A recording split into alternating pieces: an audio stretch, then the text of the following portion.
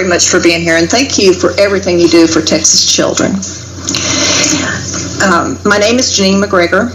I am an education researcher. I am also a certified teacher at all levels with emphasis in science and history.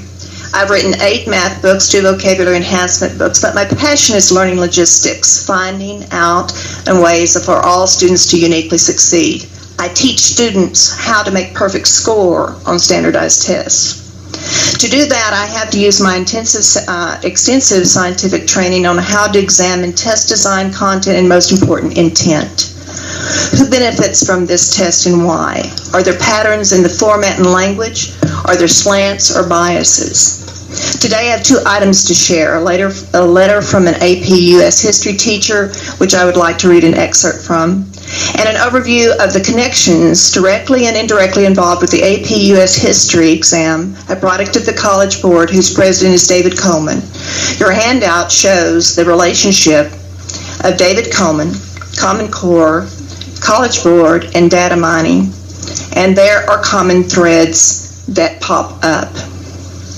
As a scientist, when I discover a patterning in any aspect of any set of problems, words or products, words or actions, the questions of why arises, and I look for new patterns. Because the AP US History course is connected to David Coleman, who is the recognized author of Common Core, I want you to have the copy of the big picture of who is involved in the energy behind this product. Returning to the released framework on the new revised U.S. history, the mode, the items, positions, and the words that occur most often above the mean, which is the average number, refer to slavery and progressivism. The mode does not include the outstanding achievements of our great country. If the sample questions in the framework are indicative of what is to come, they are formatted in what is called a subjective structure. You will hear the words most likely or most often or most clearly. This reflects relativism.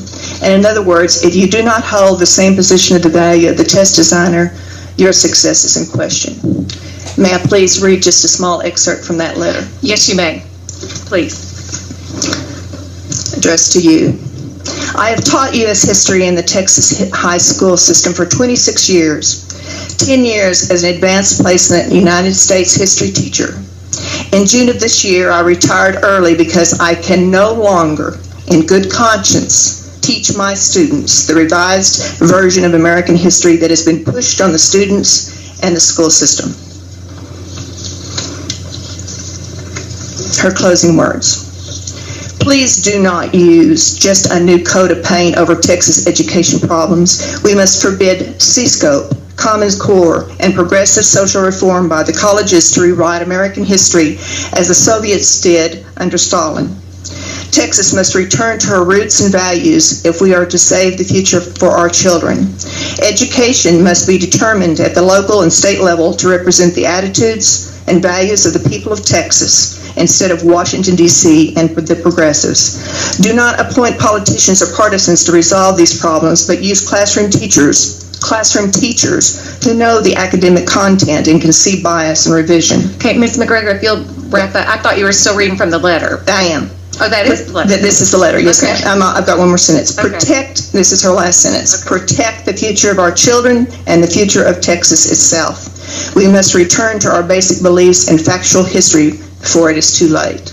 Okay, thank you. AP teacher, South Texas. Thank you. All right. Questions for Ms. McGregor. Ms. Miller. Dr. Mack, thanks for coming. I really enjoyed learning under you when I've sat in the audience and heard you describe C-scope. You taught me a lot and helped me understand what the problems were in there. You're an incredible educator, and I just wish we had more like you. But if you want to share our thoughts of what you heard today here, is that we as a board may state that the Texas Essential Knowledge and Skills have to be taught in the AP. Your comment. The same teacher told me, is retired, the teacher who will be replacing her for an AP course will be using the C-scope test, C-scope material from past tests. The way she taught it was through a textbook, and she taught what they would be required to know as per the slant of the material for the AP class, and then she taught them from primary sources what the truth was. So she did not, she showed or pointed out, or let the students, I should say, discover the biases that's in the material presented to them. Then she showed them how to be successful. She was an extremely successful teacher as far as AP U.S. history credit. I'm very proud of that. Other questions? Mr. Mercer. Again, thank you for being here, and to everyone who took your, like our founding fathers, your personal time and your treasure of what you believed in. There's in the book we just got, members, on page 103. It's got just a few, I think 19 a sample, multiple choices, and several samples of essays. And I know you can't see this, but I'll describe it to you.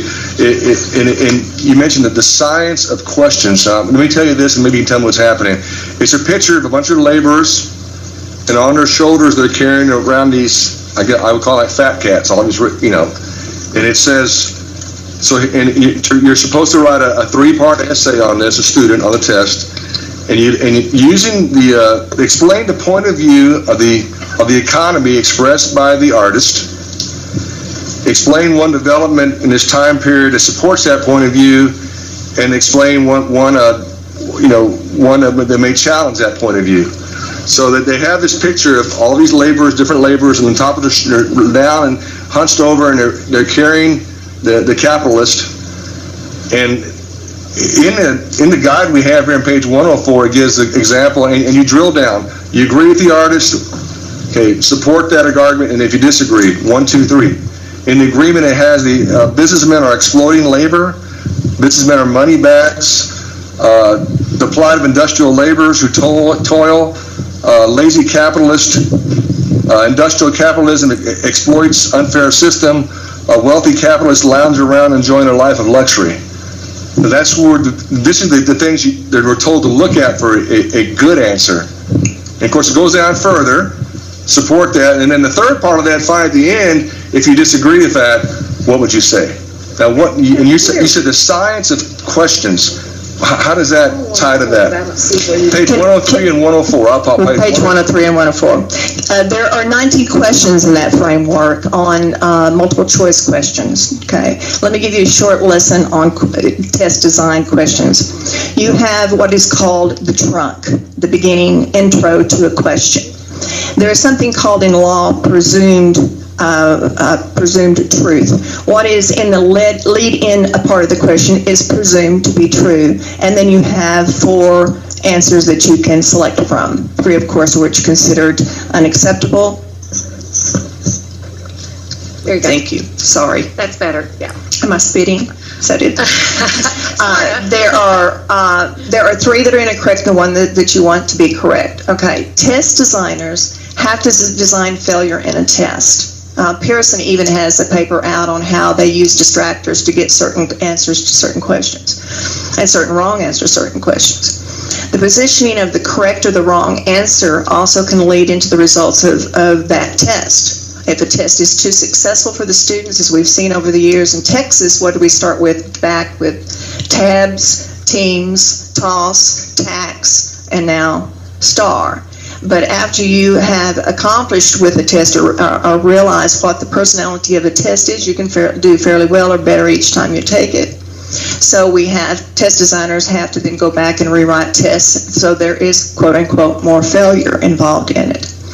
But the scary thing, and I saw this when you recently had your committee for social studies to review all the C-scope lessons in social studies, and went through all of that for the people in Texas that were going to use that. What you didn't do is review the tests behind the C-scope lessons. A teacher sent me the very first one, and I'm using this as an example because you'll find it exactly on AP classes too, AP test 2, that the very first questions in grade 3 were on an individual, where one of the trunk part of the questions is totally in error, incorrect. In doing that, but you've led the student in reading that question to believe what is called the presumed truth. So if a test designer is doing this and positioning answers in a certain way, then you can indoctrinate children through testing. And that's the part I have. You mean as you're taking the test? As you're taking a test. Behavioral, I don't understand. Okay, and if I fail the text test so many times, but I am retaught that test so many times, then I am trained to give you the desired answer. If it is a slanted answer, and you can see slant when you use things like a superlative describers. In your 19 questions that you have in your framework, and you can look at them right now in your framework of the 19 questions that you have there, the majority of them will have the words most likely, most often, best. Those are things that are based upon a subjective to your approach or subjective to your point of view. If I do not answer it the way you see it, then it affects my score. So this teacher that we were talking about had to teach the difference between the perspective of the test designer and the actual truth. And this is what has come up, and this is why you're hearing testimony today about this AP history, is because we're seeing more and more of a slant than we are factual truth in doing it. A teacher from, excuse me, one. Well, we have a lot of testifiers to listen to. Let me see if Mr. Mercer has another question. Well, I can say for other people, this is, I'm very interested, and we need to hear more offline about if a test is written in a behavioral sense, where as Ken Mercer, a student, I'm reading it, and I'm getting a sense of what the trunk you call the true way to go is, and that concerns me. This question concerns me off the bat because it starts off, actually throughout the document, when we saw this before in our standards, I mean, Ms. Miller was here, we never found the word free market, free enterprise anywhere. And that concerned me a lot. But the word capitalism was always very, very negative.